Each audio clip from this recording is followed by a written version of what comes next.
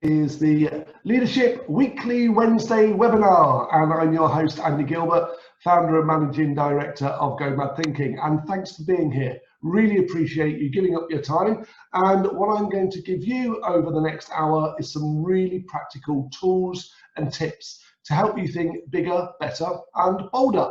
So whilst we just wait for a few more people to join us, let's just do a quick poll and just see what your current level of knowledge and Go.Mad experience is. So let's just launch the poll here. Okay. And we'll see what we have got. So it might be that you've got no experience at all. It might be that you've got lots of experience. This will just allow me to pitch this at the right level. And when 80% of people have completed this, I will let you know.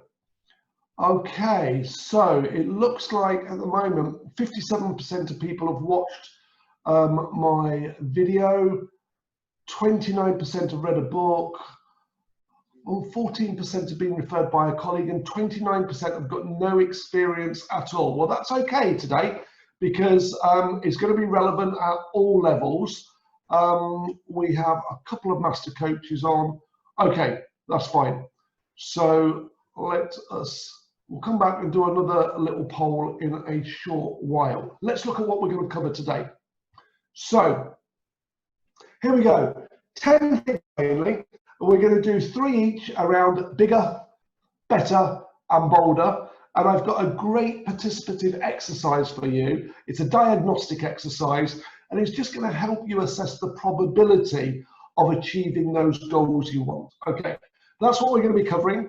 And then we'll have question and answer session. We might do a few of those as we go through the session, but also please put your questions in the right box. So just to familiarize you, 2 things. If you've got questions, please use the Q&A section.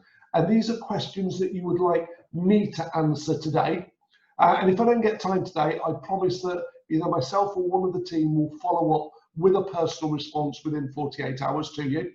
And the secondly is I'm going to pause several times during this to make it interactive. I'm going to encourage you to submit answers to questions that I will pose to you, and also to give me feedback on what the most useful thing is. This is being manned as ever by Manisha, who is socially distant from me, about 12 miles away in her house, and she will be manning that. I might make references to a few things, and if I do, she'll put in the references. So any questions for Manisha, please put them in the text. Any questions for me, please put them in the Q&A button. That's great. Okay, so let's just do the second poll, and this is just allowing me to understand what level you're at in your organization. So which of these best describes your current role?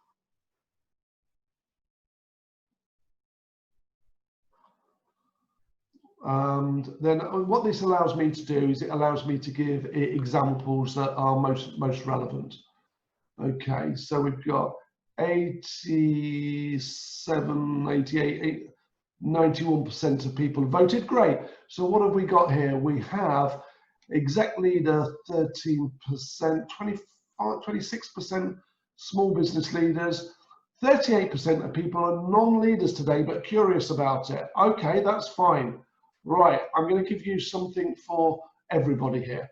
So let us get to it and look at thinking bigger. So bigger, better, bolder. We're going to start with bigger, and I'm going to share with you a model, and we're going to look at 3 main areas of how you can use this to think bigger for yourself. This is a model that we call the thinking effectiveness model. Now, if you're new to the Go.Mad methodology for the first time, I should explain that Go.Mad stands for Go Make a Difference. Okay, this is based on years of research, and it's our rallying call. Right, after this webinar, I invite you to go make a difference with the knowledge that you're after. So what this model basically does is it says that when we think inside our heads, Sometimes we think in helpful ways, and sometimes we think in hindering ways.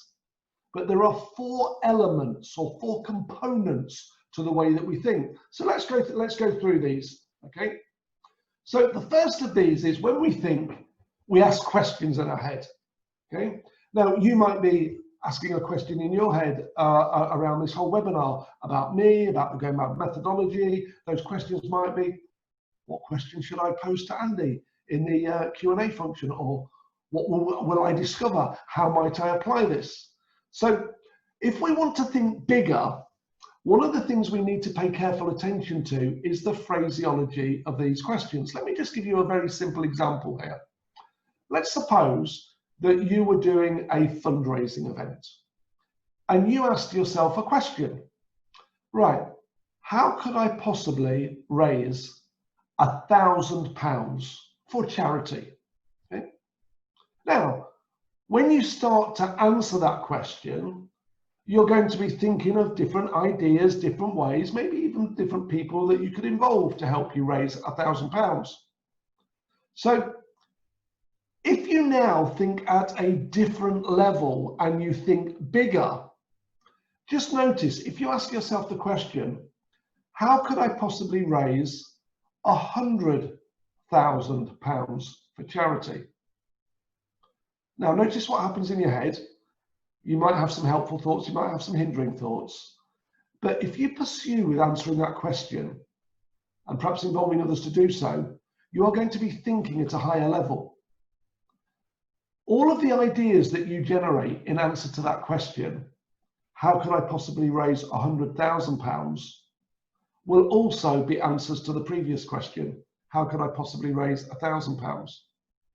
But actually, not all of your answers to that first question, how could I possibly raise £1,000, would help you to raise £100,000. So sometimes what restricts us and hinders us is the level of our thinking, and therefore the level of questions that you ask. I sometimes describe this as a 100-foot wall or a 6-foot wall. If you wanted to get over them, you're going to have to think different levels, aren't you? So one of the first important points I'm going to encourage you to think about is examine the phraseology of your questions. And if you want to think bigger, make sure that those questions are designed in a way that enables you to think bigger. Now, remember, this is only the first of 4 components. The second of these, it's still about the way we talk to ourselves. So psychologists have somehow calculated that we talk to ourselves every 11 to 14 seconds or so. And if you're going, I don't think I do, Andy, just notice you have been talking to yourself. But is it a question or is it in a statement form? So a statement might just be, this is interesting. Okay. A statement might be, I could use that. But a question might be, how could I use that? So just notice the difference. Are you talking in statements or questions? So let me give you a subject to think about. I'm going to give you a word or two, and all I want you to notice instantly in your head is, do you talk in questions or do you talk in statements? Here's it. Having a successful 2020, the remainder of this year. Right, just notice what goes through your head. Is it helpful thoughts? Is it hindering thoughts? Are you talking to yourself in statements or are you asking yourself questions? So, first little bit of chat with me. Just in the chat box, just write down whether you are talking in questions mainly or statements or a bit of both. Okay, and I'll just see if we've got a pattern here. So, chat, statements, or questions, or a bit of both, and I'll read I'll read out what we're getting through, just so I can see if there's that. Right, Lorraine's saying mostly questions, but some statements. JJ is saying questions. Tanya, a bit of both. David, a bit of both. Mosen, mainly statements. Okay, so you can see that people are thinking in different ways here. If you want to think bigger, what is going to be the most helpful thing? Because a statement, of course, could be a goal statement. If you say, my goal is to raise £100,000 for charity, and then your question is, how could I possibly do that? That's a lot different than thinking, my goal is to raise £100 for charity. How could I possibly do that? So, two big clues there. It's in the way that we think, what we say to ourselves in both questions and statements. Let's look at the third one here. So the third one is our memories. When we think to ourselves inside our heads, we remember the past. And that could be a helpful past or a hindering past. When we think about thinking bigger, do we remember occasions where we're thinking of big achievements? Or maybe you haven't had big achievements. Maybe there might be small achievements. Now, it depends how you talk about those achievements. Are you saying, well, I've done that in the past, so therefore I could do more in the future? Or are you saying, I can only achieve this level because that's all I've done in the past? So think about how that past, those memories might help or hinder you going forward. But we don't just think about the past, do we? We imagine. And one of the most common things we do inside our heads is we imagine the future. What's going to happen to us? What's going to happen to you, your family, your colleagues, right? And notice that I put a question with that. That question is, what is going to happen? And therefore, it's a question and an imagined future, right? We could make a statement about the future. By the end of this year, 2020, I will have achieved X, Y, or Z. So, first big thing to think about is, in the thinking effectiveness model, which of these four components are helping you the most, and which of these four components could you apply more of consciously in order to think bigger? Let's have a little look at the links between them. So you can see here, the first link that I've put up is the link between asking questions and recalling the past. If we're doing this in a helpful way, we are basically saying to ourselves, what could I be aware of in the past that could help me? So this could be possible people, possible resources, memories of things that have gone well. Okay?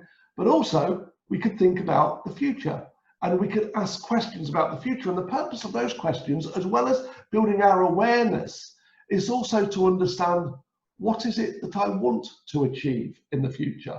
So a question designed to bring understanding. A lot of possibility-based questions are around thinking about what possible obstacles might there be, what possible risks, implications, how might I possibly minimize or overcome those? All of that is building up your understanding of things to consider as you move forward. So if you've got big goals, you might need to do more possibility thinking in terms of thinking about maybe the obstacles en route, the possible resources, the possible people that can help you. So let's have a look then at the next one here, which is about beliefs.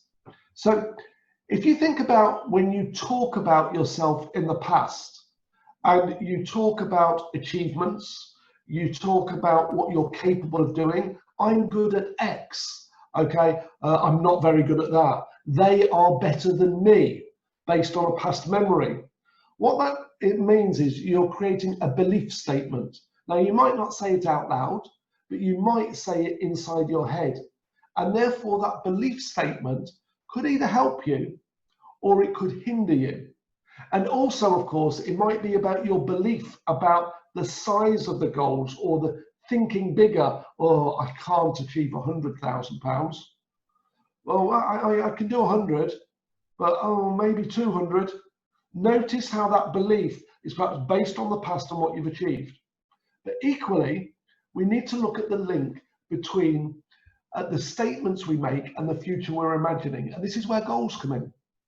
Okay, so it could be a vision statement. You're imagining the future and you're talking about it, or you're writing it down as a statement. All goals are statements about the future.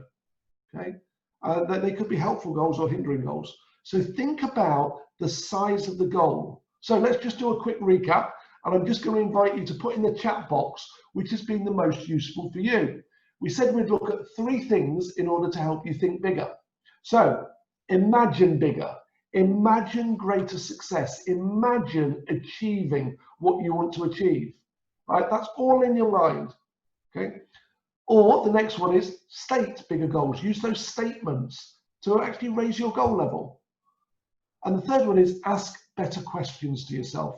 Think about the phraseology of those questions. So if there was one of those three, that if you did better, more consciously, more frequently, which of those three is the most useful for you?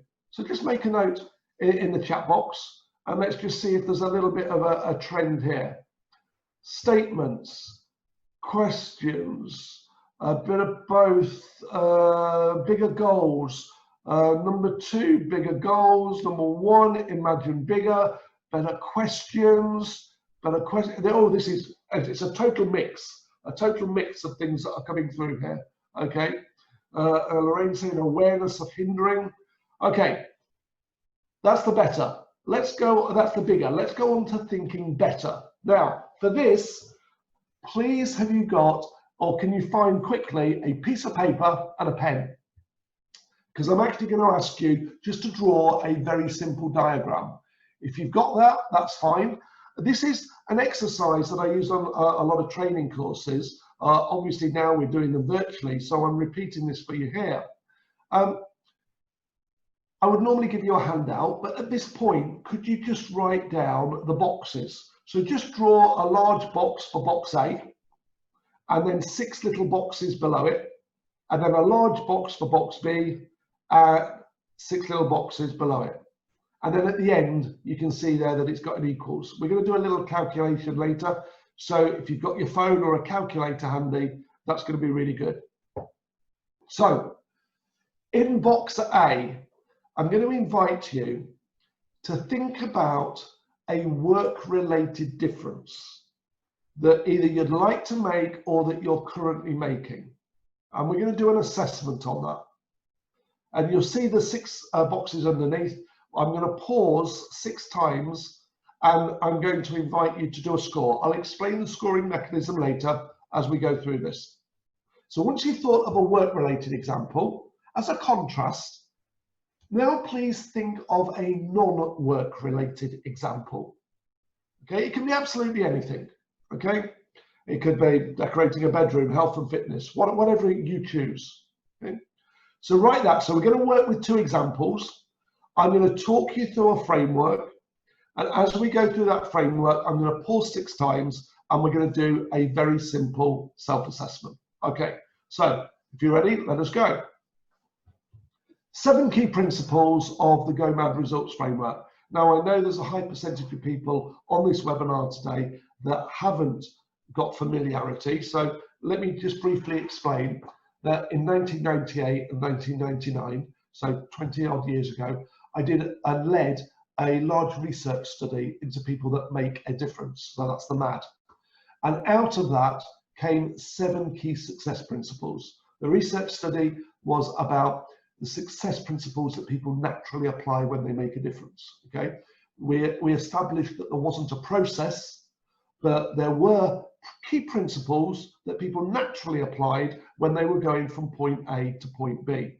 And these are represented by those 7 blobs, I think you can call them there, the shapes there. I'm going to go through those one by one, and we're going to relate those to your examples. So let us start with the first one. This is about having a strong reason why. This is about motivation. It's about desire. It's about passion. It's about ambition. All those things that underpin a goal. We'll come to the goal bit later.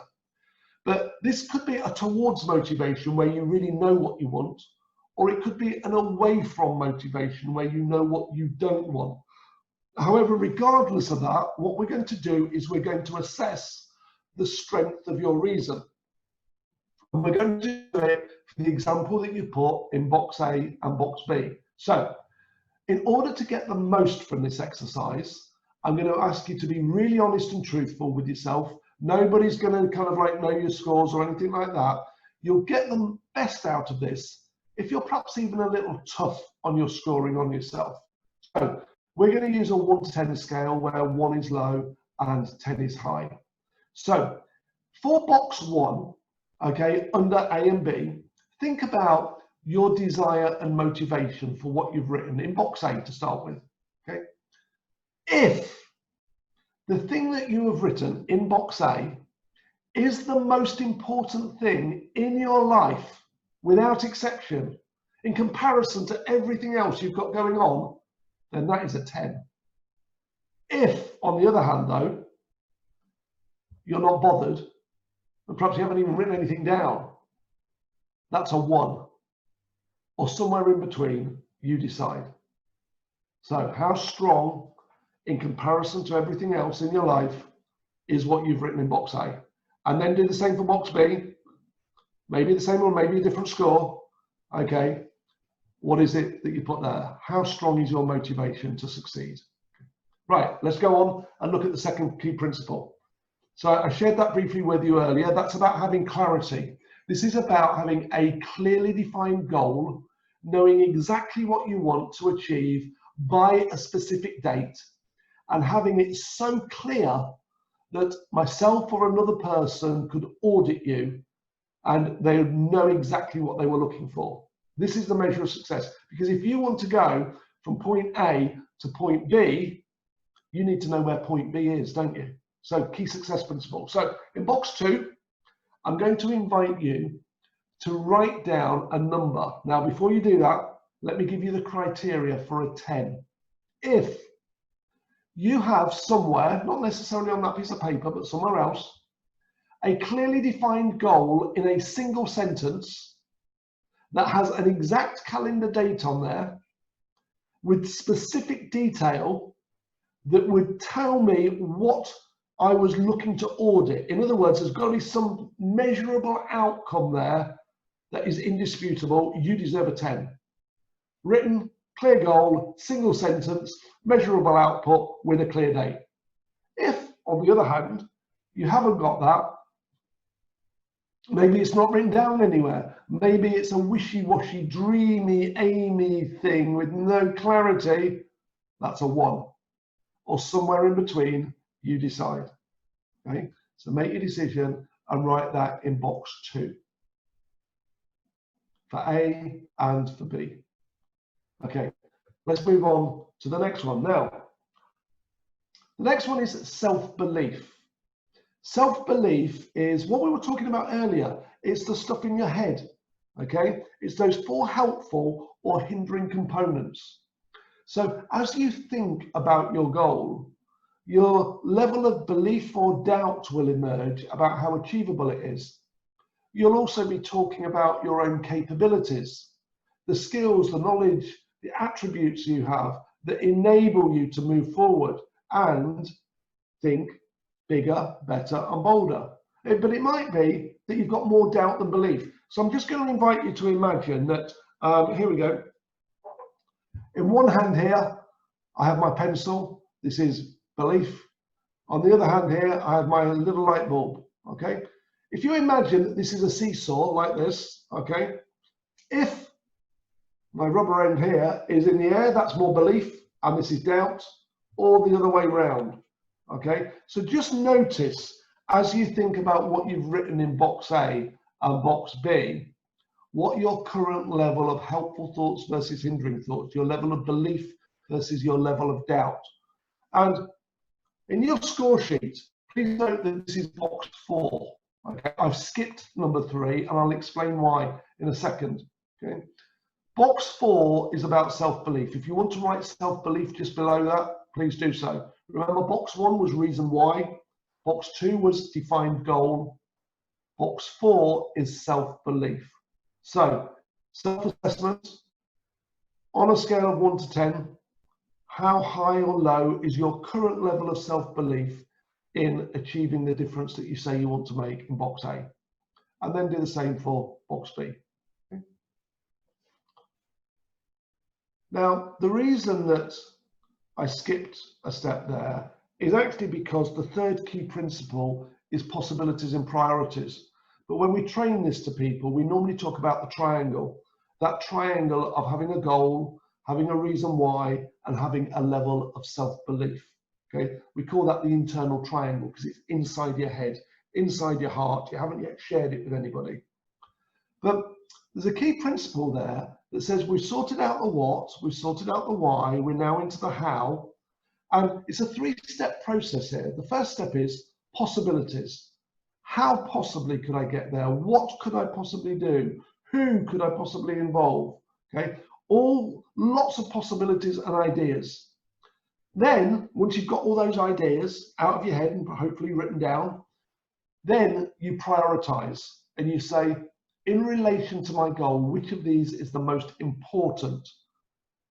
And those become your priorities. And the third P, because we talk about 3 Ps, is plan in the time. So for box 3 here, what I'm going to invite you to assess is 3 things.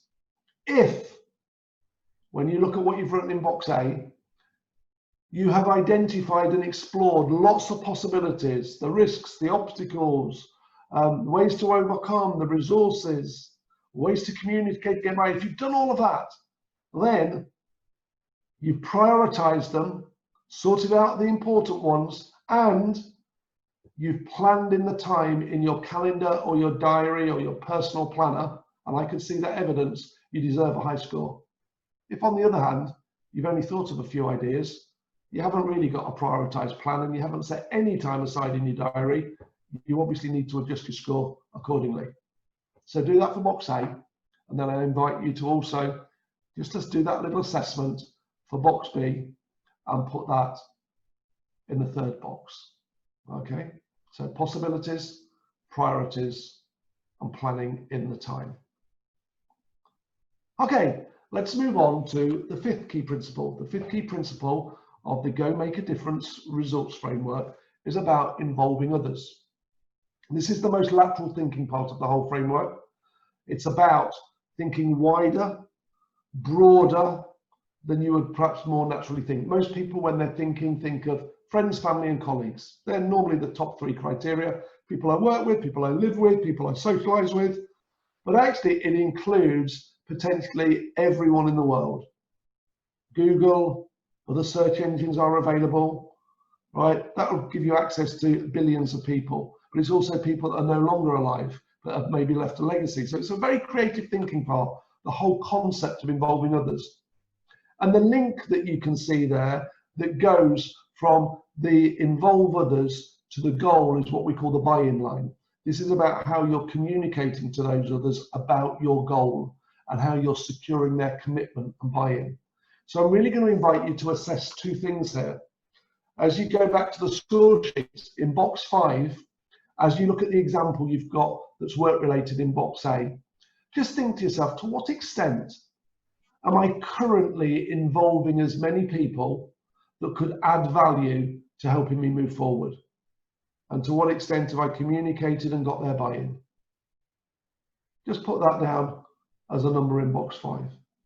Again, just remember, be honest with yourself.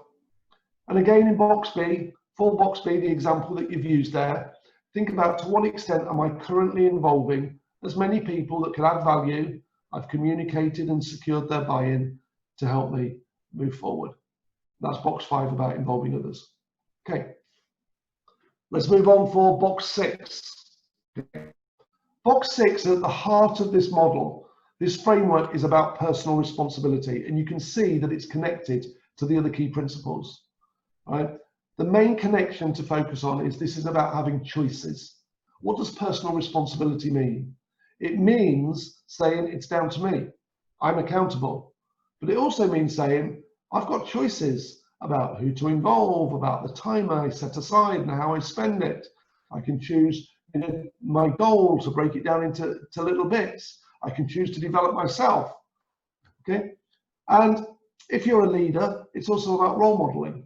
And it's saying, right, personal responsibility means I have to role model certain behaviors within my organization.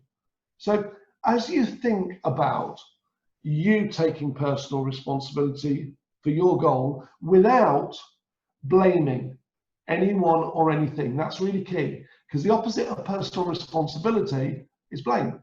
So in box 6, I'm just going to invite you to reflect twice more on A and B and think to yourself, to what extent am I taking personal responsibility for achieving this without blaming anyone or anything? And I'm exercising my right to choose in order to move forward. So score just in box 6. Now, before we do any calculation, I just need to explain one further thing on the framework. We're not going to add these up, by the way, so there's no point in starting to do that if you've already doing that, but you will need your calculator in just 20 seconds or so. So let's look back at the framework. The 7th key principle is about take action and measure results. The first 6 key principles are all about your thinking, okay? Thinking what you're going to do, planning what you're going to do, but you actually haven't taken action yet. Now you've got a really robust plan, you can take action and measure the results as you go along. If you're on track, happy days, fab, keep going. If you're off track when you measure results, you go back to personal responsibility and start saying, well, I've got choices. Which direction do I want to go in here? Do I want to redefine my goal? Do I want to plan more time? Do I want to involve others? Do I need to develop knowledge, skills, and experience to build my self-belief? Okay? Or do I even want to park it because I'm no longer bothered and my reason why isn't strong enough in comparison to perhaps newer goals that might have emerged? So that's the 7th key principle. And you can see what I'm doing there. I'm just going back into the framework, right? And this is a system, it's a systems thinking approach to thinking, okay? And it's basically saying, where do I go next? And it's lots of flexibility there. So back to the assessment. Here we are, calculator time. What I'm going to invite you to do is to multiply each of those 6 numbers in a row by the next one and write the number in there. Now remember, the numbers range from 1 to 10. If you've given yourself a 0 for any reason, A, it means you weren't listening, but B, please change it to a 1, okay? Because if you multiply anything by a 0, it will be 0. So minimum score of 1, maximum 10. Please do that calculation and write it at the end there in the yellow box indicated. And then again, do the same calculation, different numbers to give yourself a different score for box B, okay? And then I'll just give you a few seconds to do that. What I'm going to invite you to do then is just a little different calculation. By the way, once you've got your numbers there, if you want to put your numbers in the box to me in the chat box, just put A equals a certain number, B equals a certain number. I'll know that you're ready to move on.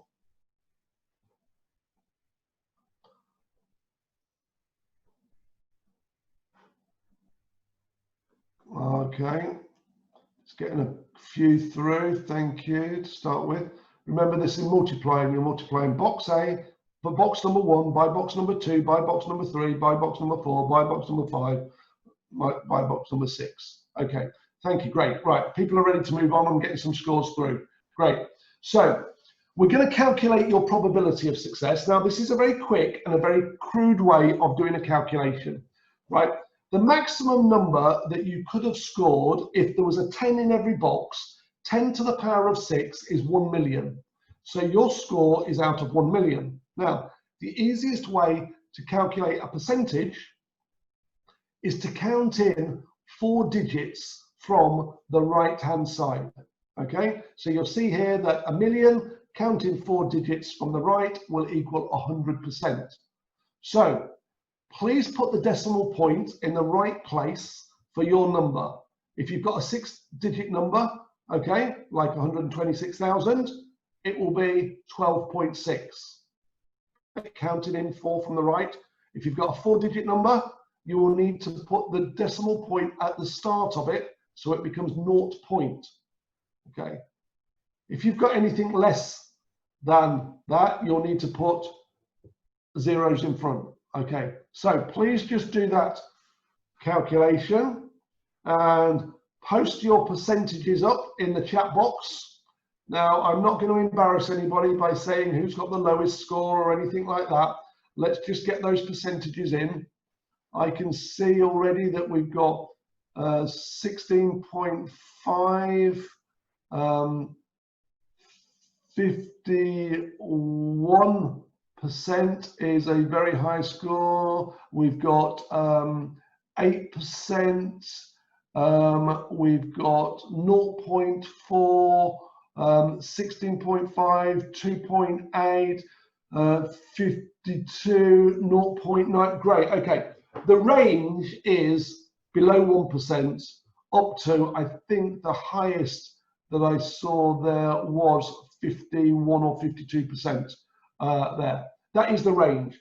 Normally, if I'm doing this with a group of 12 people, a high score is somebody that's scoring over 20, 25%. And there's normally only one or two of those people in a group. And typically, there will be 3 or 4 people that have scored less than 1%. Now, there is some good news at this point, and there is some not so good news at this point, okay? The not so good news at this point, remember it's just a very quick and crude exercise, is that you might be looking at a score that is less than you would like, okay? But the good news is you've just received some feedback, okay? And if we look at this diagram here, it means that we could say, if I've got a low score in box number 1, the reason why, this is the one that's the trickiest, because if you've got a low score and reason why, it really doesn't matter so much what the rest of the scores are, because you can't be bothered. So you either need to park this or you need to find a stronger reason. But the good news is, if you've got less than 10 in box 2, which is the defined goal, within a matter of 3 or 4 minutes, we can help you get a super clear goal that will get you a 10, so we could improve that score dramatically. And also, if you've got in box 4, remember we did next, was self-belief. We could do a lot of possibility thinking, right? We could look at the whole involving others in box 5, and doing that possibilities, building your priorities and putting a plan in place is likely to build your belief. But it might be that we can build a plan to get you extra knowledge or skills or experience. That's also going to build your belief. Personal responsibility. We can help you to look at the choices, the language, the way you're talking to yourself about this and what's available. And also just getting you to consider all of those other areas together could build your personal responsibility. So what I'm saying here is relax if you've got a low score. You're not the only one. This is just a way of, as of now, assessing your probability if you did nothing else. But of course, you can do something else. So here we've got thinking better, the Go.M.A.D way. A series of questions. I'm going to let you read those for yourself. If anybody's, there might be some people, though I know there will be some people on this webinar that are looking at phones, and this will be too small. So I'm just going to read these questions out to you. Questions 1 and 2 linked with the reason why and the defined goal. So what results am I seeking to achieve?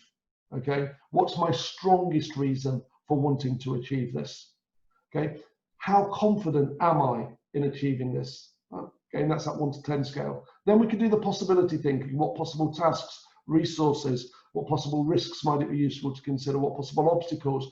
There's a toolkit of 10 there that you could do that. And we could do that possibility thinking about how to overcome the obstacles as well. Then we can obviously think about the key priorities that fall out of that. All of those great ideas, which of those are most important in relation to my goal? That's number 5. Number 6, key stakeholders. Which key stakeholders, the involved others, do we need or choose to involve? How could we get their buy-in, right? And then build a little action plan around communications. Then, of course, we could go, right, okay, what are the key tasks that fall out of that? Build our action plan. Who's responsible for what? What am I responsible? What for you? What's anybody else responsible for? What's our plan? Let's go take some action and plan in the time to review it. That is a very simplified version of the Go.M.A.D methodology. So hopefully that's given you a few light bulb moments and opened your mind to possibilities of things that you could do better, because this is all under the thinking better, remember. Very quickly, it's an exercise for you to think about but not do now. And this is the exercise, Jack of Diamonds. This is my pack of thinking cards here. There's actually 56 cards. What's interesting is they've got different things on the back. So if you are playing cards with these, you do stand a bit of a competitive advantage. But all the red cards are possibility thinking, and the diamonds cards in particular are high creative questions. So this is a great exercise if you want to think better when your starting point is a problem. You turn that problem, which is normally a statement, into a question, and you phrase it starting with either what could I possibly, how could I possibly, or who could I possibly, and then you answer it 20 times. And I guarantee if you do that, it's a quick 5 or 6 minute exercise, right? Somewhere normally below number 10 and above number 20, you will come up with an answer that's your way forward, right? I don't have kids, but if I did have kids, this is the problem solving methodology that I would teach my whole family. I teach it to my friends, I teach it to my clients. So think better if you've got a problem. Okay, so quickly moving on. By the way, whatever questions you've got going through your head about anything that I'm covering, it could be about that framework, it could be about the thinking effectiveness framework, thinking bigger, thinking better, thinking bolder. Please write your questions in the box and we'll come to those shortly. I'd like to cover 3 practical exercises that you can do, again, based on the cards. The 5 of diamonds, let me just find the 5 of diamonds here. Okay, so I'll read from this, you can read from the screen here.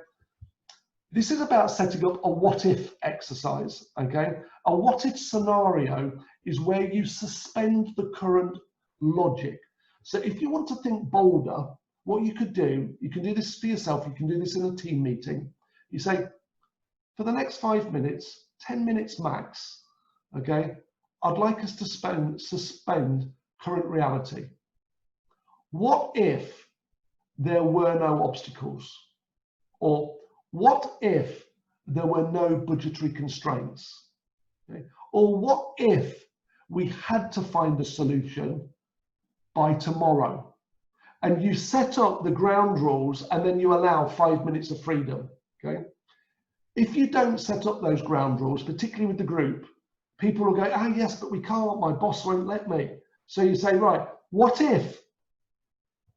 Let's pretend that our boss said yes to everything. What might we possibly ask for that would help us to achieve our goal? Okay, so get rid of the current assumptions that what if you had to? So great question, bolder phraseology. Remember, we're talking here, that's suspending logic. This is about the bolder phraseology. So change a word, the 4 of diamonds. Again, I love this as a really practical technique. I was wandering around in the grounds of our headquarters. Well, I actually live in our headquarters here. And we've got about 5 acres of grounds outside. I can just see it through the window over there. And I often walk around with my pack of cards. And I was looking at this one just the other week. And it's like, what might be the easiest possible solution? And all you do is you change a word within a question. What might possibly be the most outrageous way? So the easiest way, most outrageous way, the most fun way. Okay, if you want to be bolder, what might possibly be the bravest way? Okay, so just think about those questions that you're asking yourself, just changing one word. What might be the one word that makes you think bolder in the way that you ask questions? Okay, time for just a couple more here. Increase the strength of your reason why. Okay, this is a top tip. If you want to think bolder, you could make a public pledge. Okay, and that public pledge might be just saying, I am prepared to sacrifice this if I don't do it. It makes me think bolder, okay? But thinking about how much you really want something, remember we talked earlier about this, your reason why being in comparison to everything else you've got going on in your life.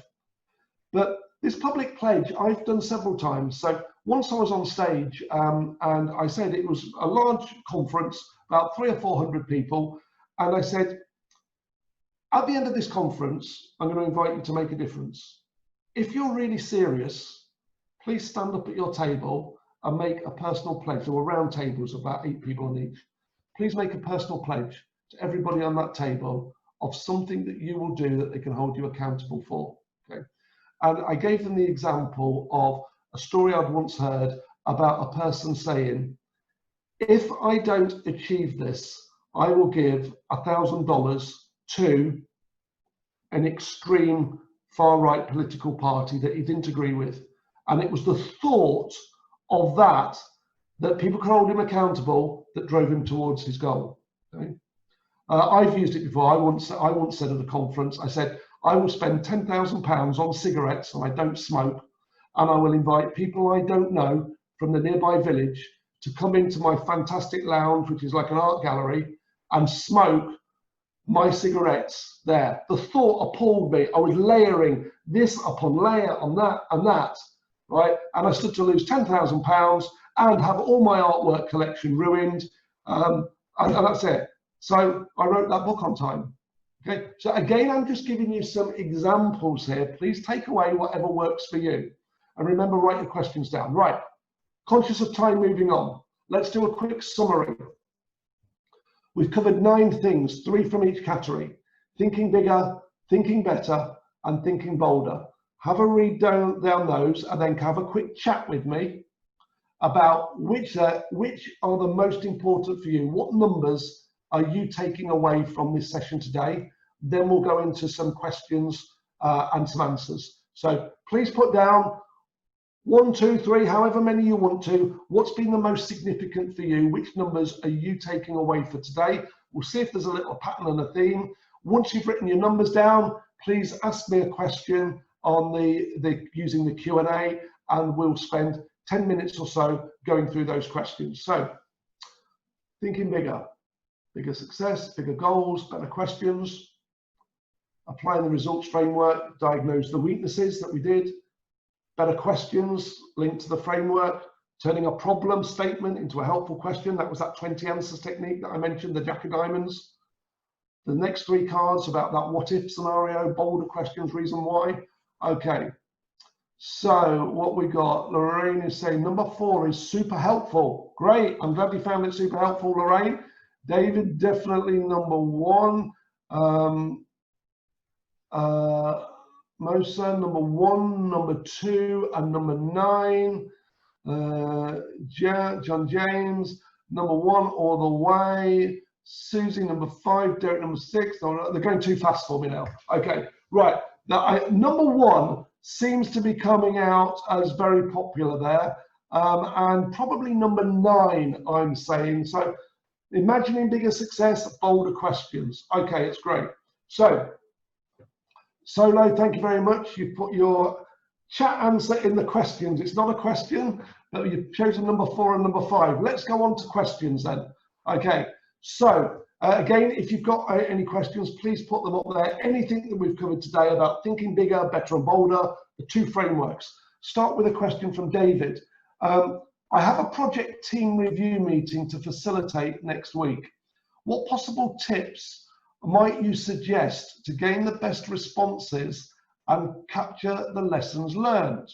Okay, first tip is dead obvious, David, is think about the questions that are the right questions at the right time for the right people.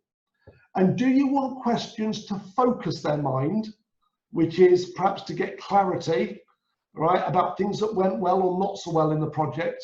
Or do you want questions to open their minds about possibilities? So a question could be, what could we possibly have done better? What could we possibly have done differently? What could we possibly have done more effectively?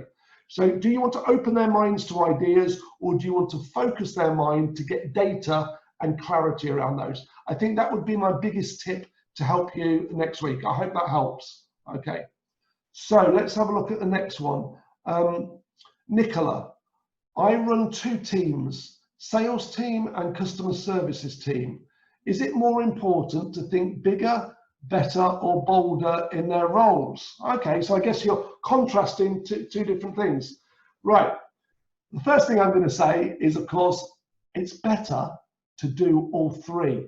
And what you'll actually get, Nicola, is you'll get a multiplier effect. Because if you imagine that you can improve the first group by 10% of thinking bigger, and then you can also increase it by 10% of thinking bolder, and if you could get them to think about 10% better, you're going to get that multiplier effect. So I would be greedy and go all 3. Now, with regard to sales teams and customer services teams, obviously they're focused on different things, but they've both got customers there. There's a lot of confidence that needs to go into some salespeople and some sales roles. So getting them to think bolder could increase their confidence. That could help them to set bigger sales targets or goals for themselves. But the better bit is about using all 7 areas of that results framework. So that includes self-belief, but it also includes that possibility thinking about people to involve, possible ways to overcome obstacles. So in selling, it might be about overcoming objections. It's about gaining the buy-in, that line between the defined goal, right, and the involving others. So how possibly can I communicate this? Same thing goes with the customer support, customer service staff. How can I possibly serve my customers better? Right? How can I possibly make this faster, give them a better experience? So the answer is all 3, Nicola. Okay, hope that helps. Dan, what is the fastest possible way to get hundreds or thousands of people to think bigger, better and bolder? The fastest possible way. Okay, we do a lot of work with organizations, typically between 1,000, 2,000 and 10,000. And we sometimes have to work with large organizations how to do it. I would equip them with the mobile phone app. So if you haven't already downloaded this, there is a free mobile phone app built by us. Just go into your Google Store or Play Store or whatever and put in Thinking for Good. It's our free gift to the world. If everybody had that, they've got a lot of the questions on the cards here are all in that app. So you can literally put questions in people's hands. In 3 or 4 weeks' time, we're actually producing an online training program for 3 hours called Thinking Bigger, Better and Bolder. You could get everybody to do 3 hours of learning in an organization to do that. We have champions that then, once you've got your phone, once you've got your training, give everybody a pack of cards. Every meeting starts with questions. That is the way. Change the nature of meetings to make them more productive and more purposeful. Purposeful and productive meetings are the key to productivity. That was the output of our 2019 research last year.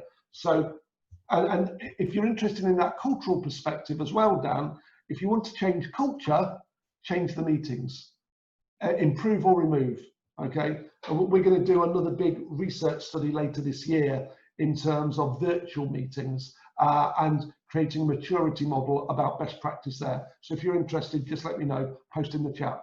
Right, let's have a look again. Solo, can we consider that result is the 8th key principle as thinking, actions, results? Yes, you know I've got a little phrase, thinking, actions, results. Well, I think it's the output. I don't think it's a key principle. So if you're focusing on success and going from A to B, you've got to define where B is. That is the clearly defined goal, right? You've got to have a reason to start on that journey and move from A to B. On that journey is the how. So everything to do about how you get from A to B are in those principles. The result is when you've got to B. But remember, the 7th key principle says, take action, that's the key, right, and measure the results. Okay, so I hope that helps. Last one that I've got here, unless there's any more coming in, Mark. How do I get my people to think bigger when they are currently uncertain about the future? Okay, good point, Mark. There's a lot of uncertainty around in the world, and it's natural. I'm going to do a webinar, I think, in September around a change, and I wrote a book called How to Save Time and Money by Managing Organizational Change Effectively. Everything that managers need to know about the change bit. And one of the key things about uncertainty is that people need information.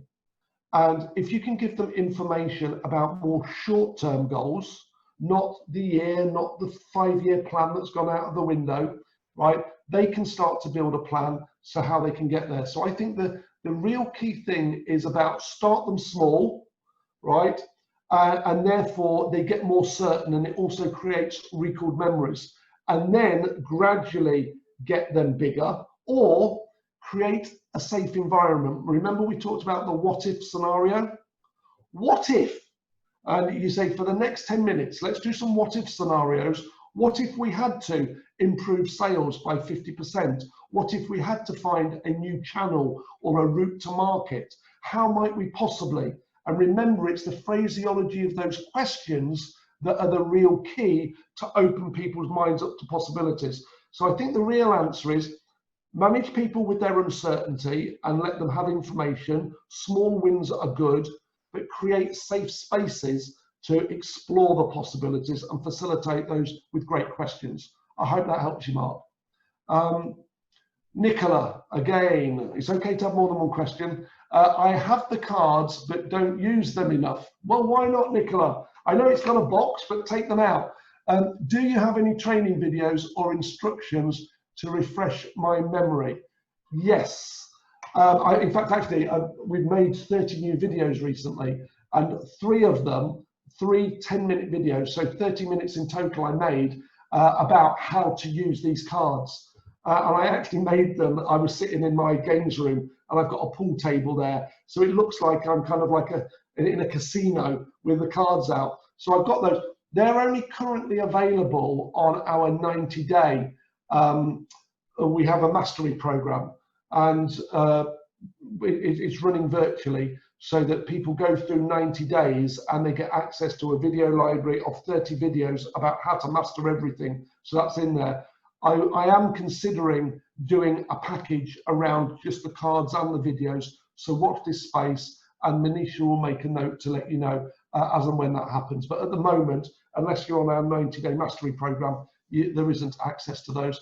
But the key things about memory here is black cards, right, are about focusing the mind. Red cards are about opening the mind to possibilities. And the spades, if you go through them, ace to king, that contains the 4 goal-defining techniques there. Pick just the one right goal-defining technique, and then do the red cards for your possibility thinking, and then finish off with the clubs, which will help you build an action plan. That's a quick summary there. Right. There are 2 more questions. I will answer those privately by email to you. So Don and